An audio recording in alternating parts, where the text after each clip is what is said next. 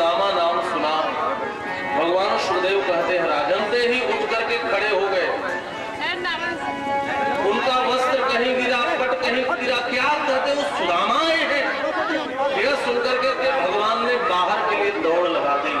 महान आश्चर्य रुक्मिणी आदि सखियों को हुआ, कौन सा ऐसा व्यक्ति आया है जिसको सुनकर के भगवान दौड़े। भगवान कृष्ण के पीछे पीछे सेनापति दौड़ते हैं, सेनापति के पीछे पीछे मंत्री दौड़ रहे हैं, मंत्री के पीछे बड़े बड़े पार्षद दौड़ रहे हैं, उन पार्षदों के पीछे द्वारपाल दौड़ रहे हैं। अरे जिनको हमने ऐसे ही कोई निरीह ब्राह्मण समझा था, वो कौन महान विभूति महान अतिथि आ जाए। भगवान श्री कृष्ण ने सुना, सुन करके अपने सुदामा से मिलने के लिए भगवान श्री कृष्ण दौड़ रहे। सुनते ही दौड़े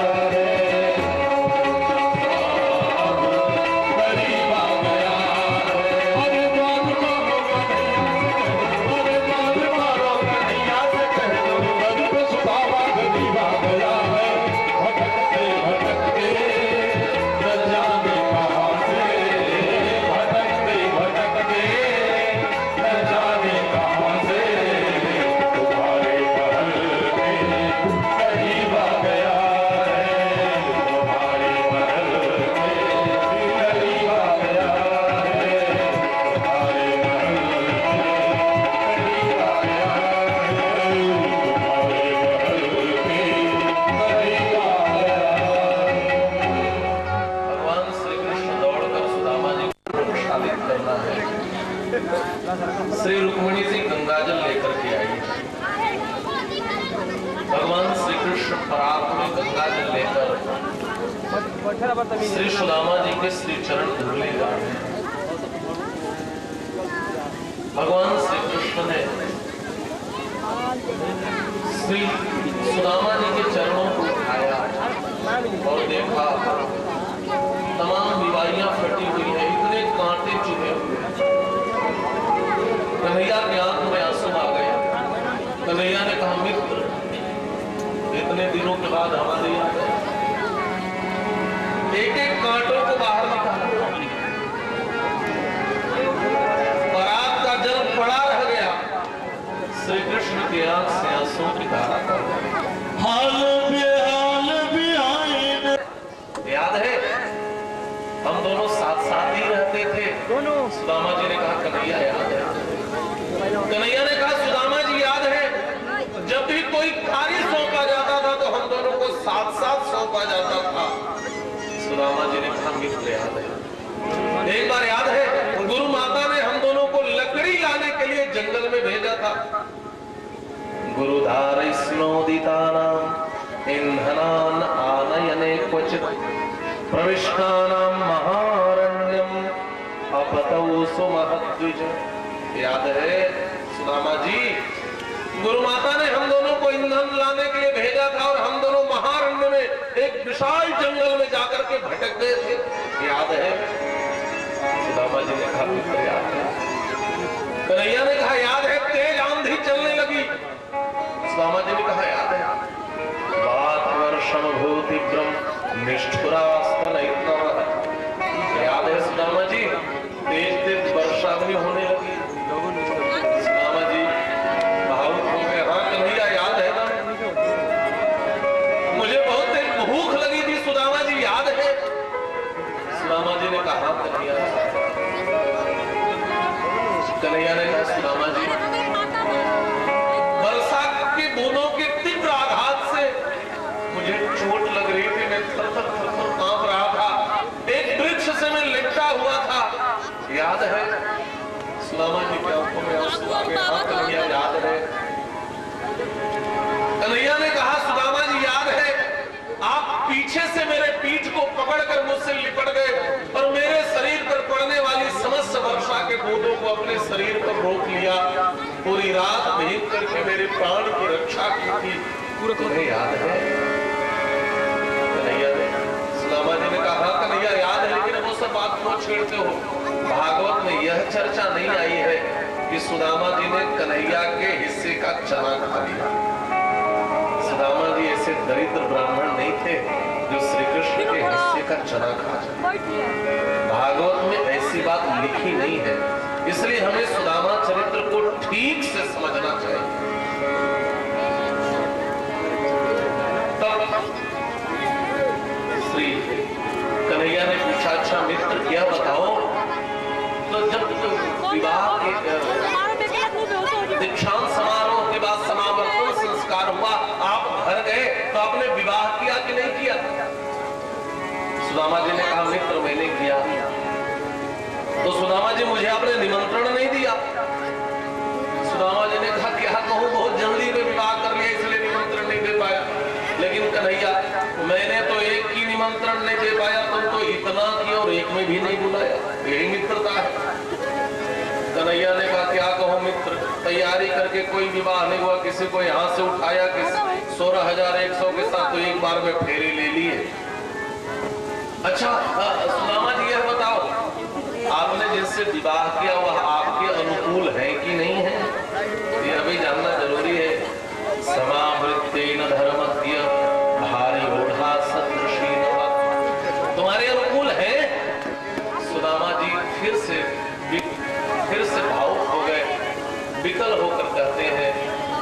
सुदामा जी भावुक होकर कहते हैं कन्हैया कितनी अनुकूल है मैं कैसे बताऊं, आप तुम्हारी भाभी नहीं होती तो मुझे तुम्हारे दर्शन नहीं होते।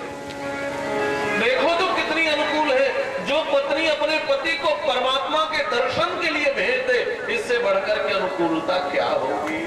इससे बढ़कर अनुकूलता क्या?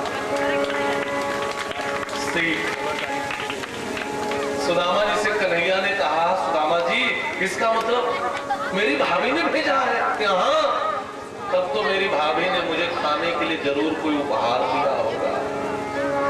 कन्हैया किया कहते सुदामा जी चौकन्ने हो गए, मन ही मन सोचने लगे उपहार तो दिया है लेकिन इनका कितना बड़ा वैभव है। इनकी जो पत्नियां हैं, बड़े बड़े राजाओं की बेटियां हैं, राजकुमारियां हैं, इनके सामने यदि मैं पोटली दूंगा तो यह क्या सोचेंगी? कैसा मित्र है जो 4 मुट्ठी चावल लेकर आया है। नहीं नहीं, मैं अपने मित्र कृष्ण की बेइज्जती अपनी पत्नियों के सामने नहीं होने दूंगा। इस संकोच में सुदामा जी कहते हैं, लाला तुम्हें याद है कन्हैया, बचपन में हम लोगों को गुरुजी एक प्रश्न दिए थे याद करने के लिए। कन्हैया ने कहा मेरी भाभी ने क्या दिया, कन्हैया बताओ। सुदामा जी कहते हैं, कन्हैया याद है एक बार गुरुजी ने हम लोगों को एक प्रतियोगिता में हिस्सा लेने के लिए कहा था। कन्हैया ने कहा, सुदामा जी मेरी भाभी ने मेरे लिए क्या दिया। सुदामा जी बात को घुमाना चाहते हैं, लेकिन कन्हैया कहते हैं, नहीं मेरी भाभी ने मेरे लिए क्या दिया। सुदामा जी बड़े संकोच में। कन्हैया ने कहा, मेरी भाभी ने दिया जरूर कुछ होगा, मुझे दे दो। सुदामा जी ने कहा, नहीं कन्हैया तो दूसरी बात करना। कन्हैया ने कहा, तुम्हारी आंख में क्या छुपा हुआ है। अरे तो बचपन के चोर, इनकी दृष्टि नहीं जाएगी, कोई कुछ चुरा सकता है इनसे। कन्हैया ने कहा, सुदामा जी मैं बचपन से ही चीज चुराने जल्दी से निकाल कर दे दो। सुदामा जी ने कहा, लाला कुछ दिखाई दे रहा है क्या। कन्हैया ने कहा, हाँ सुदामा जी मुझे दे दो। और महाराज सुदामा जी अपनी पोटली को दबा करके पलंग से नीचे आ गया, तो कन्हैया भी पलंग से नीचे कूद गए। सुदामा जी आगे आगे, कन्हैया पीछे पीछे, और बचपन की यारी याद आ गई और दोनों ने दौड़ लगा दी। कोई ऊपर कोई नीचे, कोई आगे कोई पीछे, कभी वह ऊपर कभी यह नीचे, कभी यह नीचे कभी वह ऊपर। और अंत में जीत कन्हैया की हुई और कन्हैया ने उस पोटली को खींच लिया। जैसे खींचा वह पोटली खुल गई और खुल करके पर्यंक पर वह चावल बिखर गया। श्री कृष्ण ने देखा, स्वयं जहार किमिदं इति पृथक तन्नुना। श्री कृष्ण ने उस पोटली में बंधे चावल को देखा तो देखते ही जान गए कि घर की स्थिति क्या है। अलग अलग किस्म के 4 मुट्ठी चावल है। कन्हैया ने अपनी भाभी के संदेश को समझ लिया, इस ब्राह्मण के घर पे तो दोनों समय खाने के लिए 1 मुट्ठी चावल रखने हैं। भगवान श्री कृष्ण ने उसको उठाया और उठाकर बड़े भाव से 1 मुट्ठी खा लिया। जैसे ही दूसरी मुट्ठी शुरू की, रुक्मिणी जी ने कहा, प्रभु इतना सुंदर प्रसाद आया है, सारा प्रसाद अकेले खा जाओगे, हम सेवकाओं को नहीं मिलेगा। भगवान श्री कृष्ण ने दे दिया।